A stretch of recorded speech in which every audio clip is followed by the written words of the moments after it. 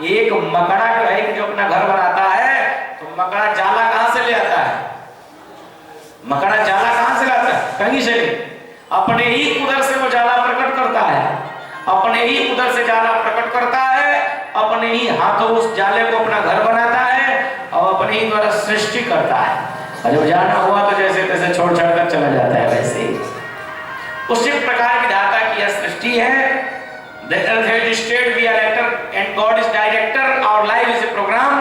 हम सभी का जो जीवन है यह एक कार्यक्रम है, विधाता इसके निर्देशक हैं, परमात्मा इसके निर्देशक हैं और हम सब जो है जितने लोग यहाँ बैठे हैं सब भगवान की लीला में अपना अपना अभिनय निभा रहे हैं। हम लोग कलाकार हैं। बोलिए हनुमान जी महाराज की। ध्यान से सुनेंगे, हम लोग क्या है जितने लोग यहाँ बैठे हैं हम लोग सब भगवान की लीला के कलाकार हैं और सभी कलाकार अपना अपना कलाकारी दिखा रहे हैं और भगवान इसके मालिक हैं और भगवान अपनी लीला में हम सभी से लीला करा रहे हैं। भगवान को जब इच्छा होगा तो दुनिया का स्मरण कर लेंगे। यही बात को जब सुखदेव भगवान परीक्षित जी को बताते हैं कि देखो ये भगवान की लीला चल रही है। बाद में परीक्षित जी महाराज ने सुखदेव भगवान से भगवान के विषय में जानना चाहा कि भगवान के अवतार का कारण क्या है, भगवान के अवतार कितने हैं। सुखदेव भगवान कहते हैं परीक्षित जी महाराज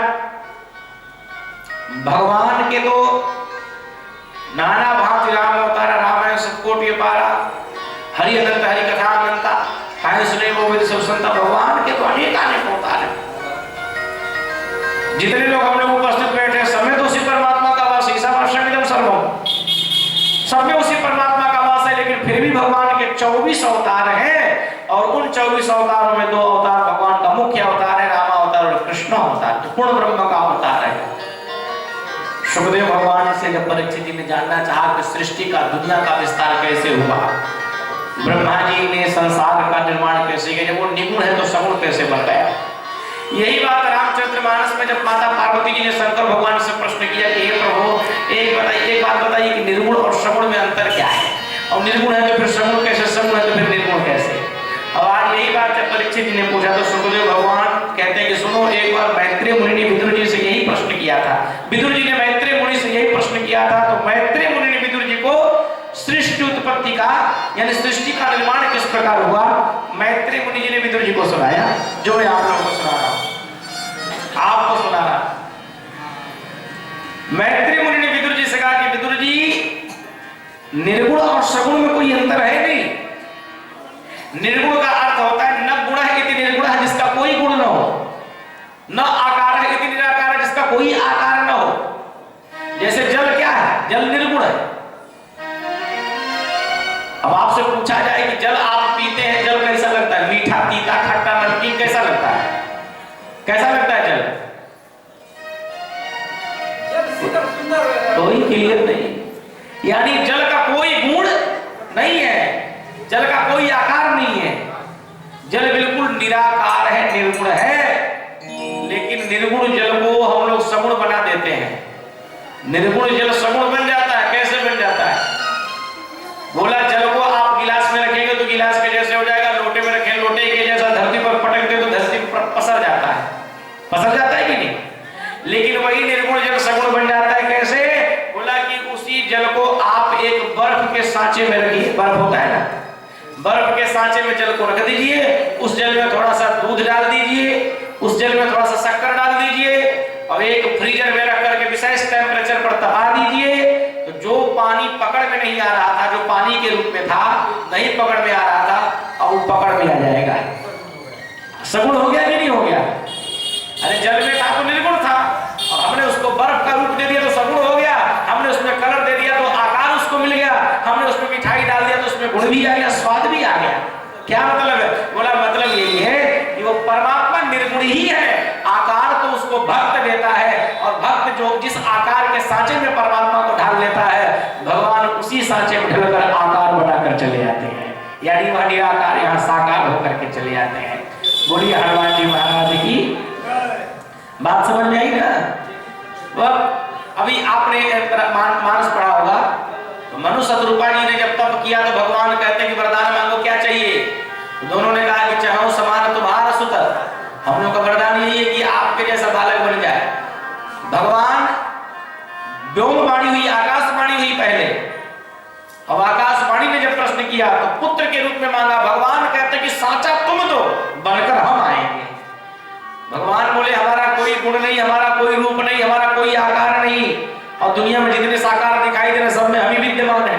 दोनों बातें हैं, हमारा कोई आकार भी नहीं है और साकार जितना दिखाई दे रहा है सब में हम ही विद्यमान है। तो आकार तुम दो, साकार होकर हम आ जाएंगे। तो भक्त आकार देता है, भगवान साकार होकर के चले जाते हैं। बोले वृंदावन बिहारी लाल की। इस प्रकार मैत्री मुनि से विदुर जी मैत्री मुनि विदुर जी से कहते हैं कि विदुर, पहले तो वह निराकार निर्गुण परमात्मा है। जब उस निर्गुण परमात्मा को जब लीला करने की इच्छा होती है तो अपनी इच्छा से वह पहले विराट रूप में प्रकट होते हैं। रूप विराट राम समनाहि, राम में सर्व सर्व राम माहि। विराट रूप बनाते रणोरणीय महतो महियान। वेद भी जिनका स्तुति करता है, सहस्त्र शिरखा पुरखा सहस्त्राक्ष सहस्त्रपाद सभोगुं समस्त स्कृत्वा ततिष्ठ सांगुलम। जिन भगवान के हजारों हजारों मुख, हजारों हजारों पैर, हजारों हजार भुजाएं, वही अवतार परमात्मा के संपूर्ण अवतारों का अक्षय कोष है। और उन्हीं भगवान के एक एक रोए में तुलसीदास जी लिखते हैं कि रोम रोम प्रतिलागे कोटि कोटि ब्रह्मांड। उन भगवान के रोए रोए में करोड़ों करोड़ों ब्रह्मांड बसा हुआ है।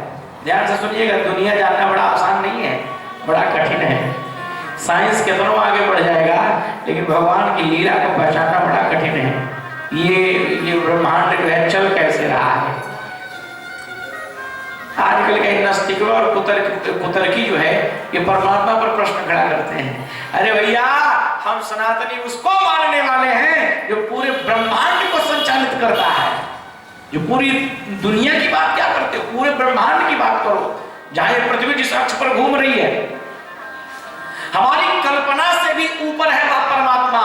हमारी सोच से कई गुना, कई लाख गुना बड़ा उसकी ये दुनिया है। जो विराट भगवान प्रकट होते हैं, उन विराट भगवान के एक एक रोए में करोड़ों करोड़ों ब्रह्मांड, और एक ब्रह्मांड के एक ब्रह्मा विष्णु महेश होते हैं। अब आप कल्पना करिए, भागवत जी के ही 12 स्कंध के उत्तरार्ध में सुदामा चरित्र में जब सुदामा जी महाराज भगवान कृष्ण के यहाँ पहुंचे हैं तो क्या देखते हैं कि ब्रह्म अत्र पुराद्विषः स पूरा निकदक्षिणं तुष्ट तिष्ठं बृहस्पति जड़मते नैखा समा वज्रणा। क्या देखे, ब्रह्मात्र पूरा दिशा, ब्रह्मा जी लाइन, एक ब्रह्मा नहीं कई ब्रह्मा लाइन लगाकर लोग बैठे हैं। इंद्र देवता लोग लाइन लगाकर बैठे हैं और देखते कि तुष्ट तिष्ठम बृहस्पति, देव गुरु बृहस्पति जो लोग कितने खड़े हैं तो भगवान के दरबार क्या करते हैं, तिष्ठम बैठो नैखा समापजना, तुष्ट तिष्ठम बृहस्पति जड़मते नैखा। बाद में दर्शन होगा भगवान का। भगवान कृष्ण की, भगवान राम ही, भगवान राम और भगवान कृष्ण की जो लीला है ये दो पूर्ण ब्रह्म की लीला है। इसीलिए भगवान कृष्ण की लीला नित्य नित्य गोलोक में चलती रहती है और भगवान राम जी की लीला नित्य साकेत धाम में चलती रहती है। साकेत में साक माने होता है धाम, इति मतलब समाप्त, यदि गत्वा नहीं निवर्तन्ते तद्धामं परमं मम। जो भगवान का नित्य शाश्वत धाम है उसको साकेत धाम कहते हैं। बोलिए साकेत बिहारी सरकार की। और वही की लीला आकर अवध में हुई और गोलोक की लीला आकर के ब्रज में हुई है, ब्रजभूमि में हुई है। गोलोक में भगवान कृष्ण की लीला चलती रहती है। बोलिए हनुमान जी महाराज की। धन्य हमारे प्रेम नगर वासी, हमारे प्रेम नगर वासी। नाम तो इतना बढ़िया है कि नाम सुनते ही जो है कि हृदय में प्रेम उमड़ पड़ता है। अब भगवान की कथा हो रही है तो यहाँ के लोग रुचि नहीं ले रहे हैं। और एक बात हम आपको बता दें, हम तो साधारण वक्ता हैं। पूज्य महाराज जी इस मंदिर के महंत हैं। यहाँ अगर जो उच्च क्वालिटी का बहुत अंतर्राष्ट्रीय लेवल के भी विद्वान आ जाए और अगर जो श्रोता न हो तो फिर बड़े से बड़ा विद्वान जो है बेकार, उसका कोई मोल नहीं। और जहाँ तक 10 वर्षों के जीवन में हमने अनुभव किया है कि श्रोता से ही वक्ता का भी मन लगता है।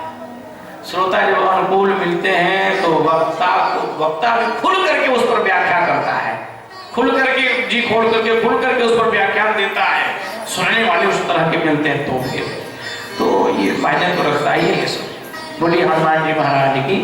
आइए हम लोग प्रश्न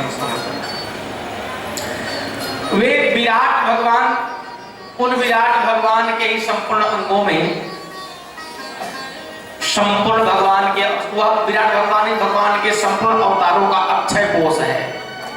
और उन्हीं भगवान के उधर में उन्हीं भगवान के शरीर में भूलोक जनलोक तमलोक सतलोक परलोक स्वर्गलोक अतल बीतल सूतल तलातल रसातल पाताल वैकुंठ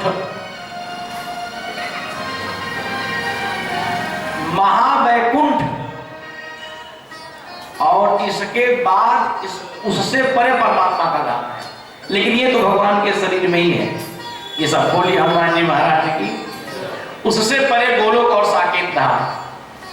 उन भगवान को जब लीला करनी हुई तो भगवान सबसे पहले भगवान विष्णु के रूप में प्रकट होते हैं। उन्होंने 3 रूपों में स्वयं को बांटा, यानी अपने ही अंश को प्रकट किया 3 रूप में।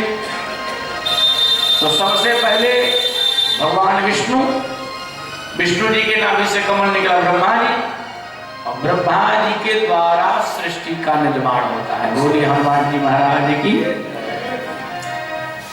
ब्रह्मा जी के द्वारा जब ब्रह्मा जी का आविर्भाव हुआ, यानी भगवान विष्णु के नाभि से कमल निकला, उस कमल पर ब्रह्मा जी का जब आविर्भाव हुआ, ब्रह्मा जी की दृष्टि खुली तो ब्रह्मा जी ने चारों तरफ देखा, अंधेरा ही अंधेरा दिखाई दे रहा था।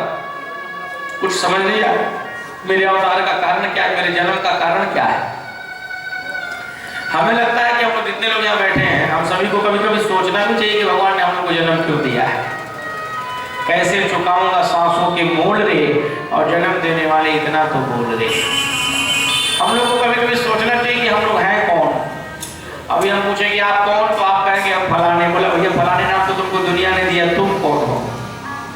हमारे अवधवासी आज एक चीज कहते हैं कि बता तेरे मुख को कौन खोलता है, बता तेरे मुख को कौन खोलता है, बता तेरे मुख को कौन खोलता है।